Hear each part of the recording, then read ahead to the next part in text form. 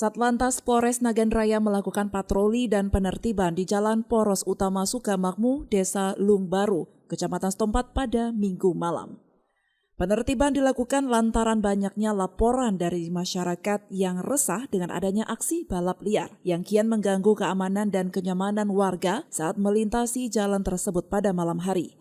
Hasilnya puluhan sepeda motor dengan knalpot brong terjaring dalam razia tersebut.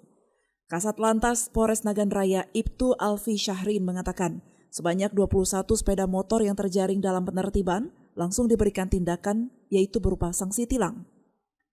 Selain itu pengendara serta sepeda motor mereka juga digiring ke Mapolres setempat oleh petugas untuk dilakukan pemeriksaan kelengkapan surat-surat kendaraan. Jika tidak dilengkapi dengan surat maka akan ditindak dengan sanksi tilang sebagai efek jerah. Target pada malam hari ini kami melaksanakan penertiban anak-anak yang melaksanakan balap liar dan juga atas pengaduan masyarakat banyak terdapat anak-anak yang melaksanakan balap liar dan di bawah umur.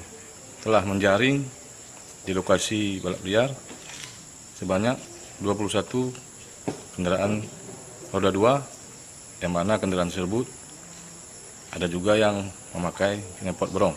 Kami menghimbau kepada seluruh orang tua yang memiliki anak remaja apalagi yang masih di bawah umur, agar dilakukan pengawasan yang ketat. Kegiatan penertiban ini disambut baik oleh masyarakat desa setempat. Pasalnya warga pun sudah geram dengan adanya aksi balap liar yang kerap mengganggu warga. Jamaluddin, Kepala Desa Lung Baru mengatakan, aktivitas balap liar ini sudah lama berlangsung. Bahkan pada malam minggu, para remaja memulai kebut-kebutan dari sore hingga jam 2 dini hari. Hal ini dianggap sangat mengganggu kenyamanan dan keselamatan pengguna jalan, apalagi jalur tersebut ramai dilintasi warga. Karena saya sudah ingatkan anak-anak balap di sini, jangan balap liar di tempat kami karena warga sangat meresahkan. Mulai dari jam 5:30 sore, kalau malam ini jam 10 malam, sampai jam 2. Sudah ingatkan, di sini bukan tempat balap liar. Karena ini kan jalan ramai, arus ramai.